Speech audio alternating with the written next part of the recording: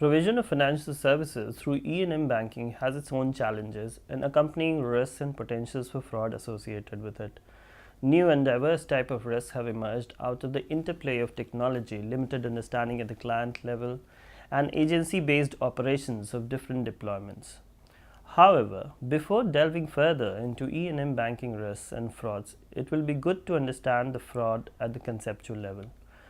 Donald R. Cressy, a renowned criminologist, introduced the concept of fraud triangle, in which he talked about the opportunity, the motivation, and rationale for committing frauds.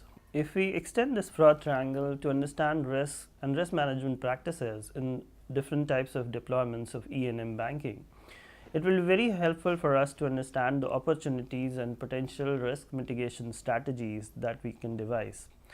Risk management practices vary from organization to organization, and a basic framework in understanding and managing risks in E&M banking can be further developed as a natural extension of this fraud triangle.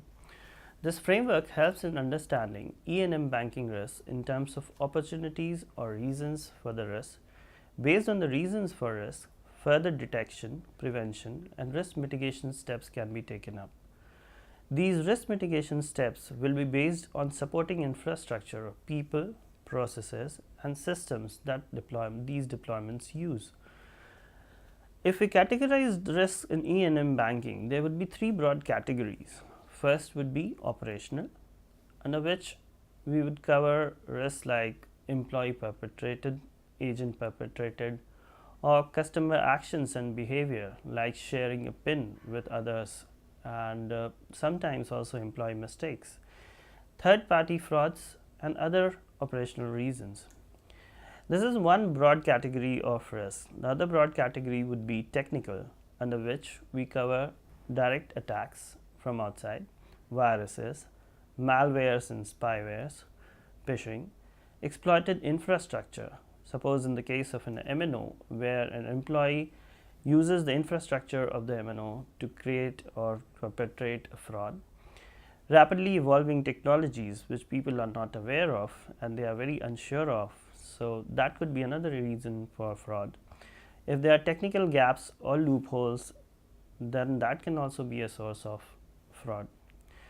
The other broad category would be everything excluding the operational and technical, and we can club those risks, such for example natural disaster, in which the MNO's network goes down and it creates an opportunity for fraud.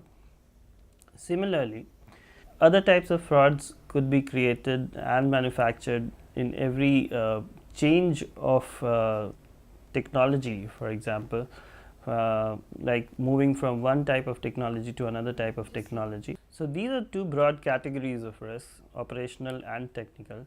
Anything other than that can be clubbed under a broad category of others. At the time of understanding different types of risks, it's also important to understand its consequence on the deployment or the service provider. The consequence could be in the form of legal risks, where fines and lawsuits can be filed against the deployment. Compliance risks like fines, regulatory compliance, and regulatory action. There could be reputation and brand risks, where MNO loses reputation, and in that case another MNO or another M-banking platform takes over. And there could be misappropriation of assets, inaccurate financial reporting, or consumer protection issues.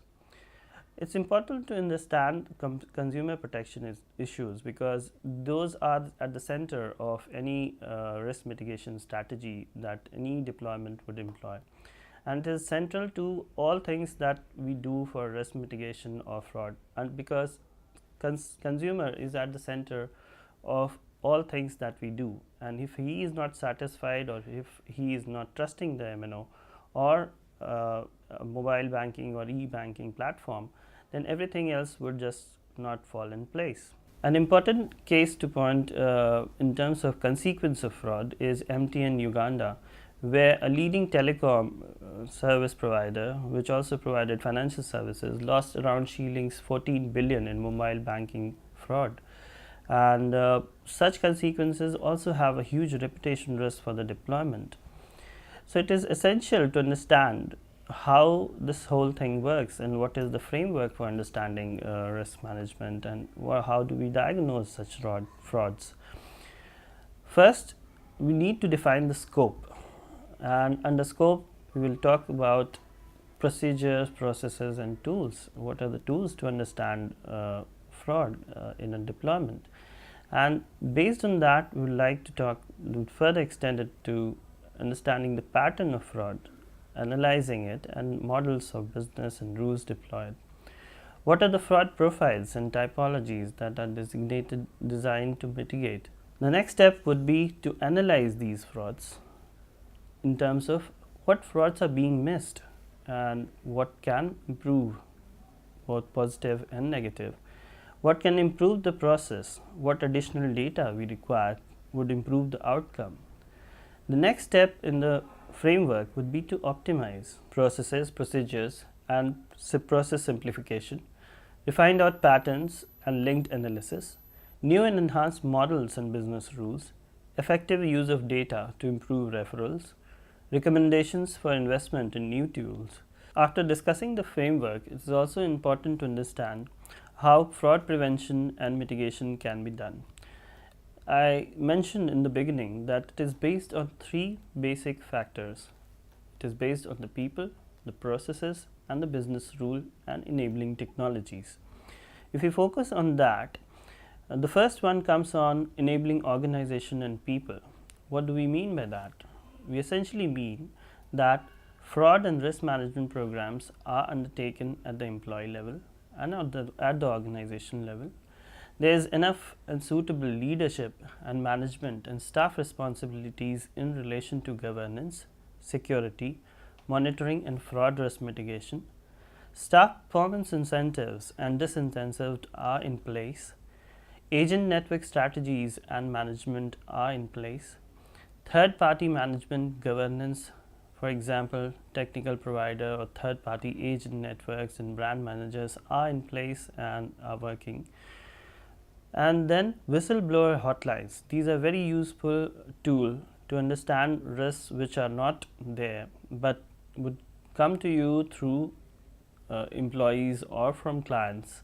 The next pillar is in risk mitigation is enabling processes and business rules.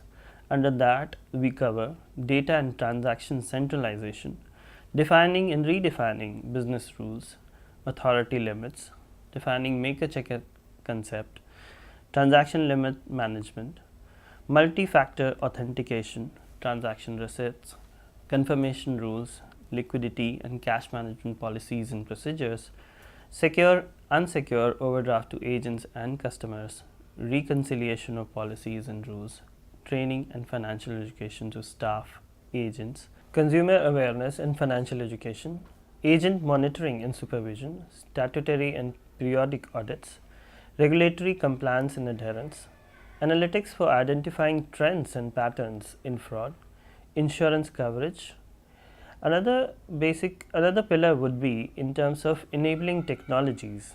If we invest there in terms of evolution of biometrics, in terms of migration to cloud environment, in terms of greater centralization of transaction management, data storage and security, online and real-time transactions. So these are the three pillars of managing risk in E&M banking. With the use of newer technologies to provide financial services and use it as a tool for financial inclusion has its own challenges and associated risks and frauds. These technologies and services are new and clients have still not fully reposted their trust on them for mass uptake. It is therefore essential for the success of these initiatives that risk and fraud prevention and mitigation steps are taken in time. Client protection should be central to managing risk and fraud in E&M banking. Any slackness there would mean serious reputation risk for E&M banking. Any loose ends or any loss for the clients would mean client erosion and reduced trust levels on functioning of technology-backed financial services.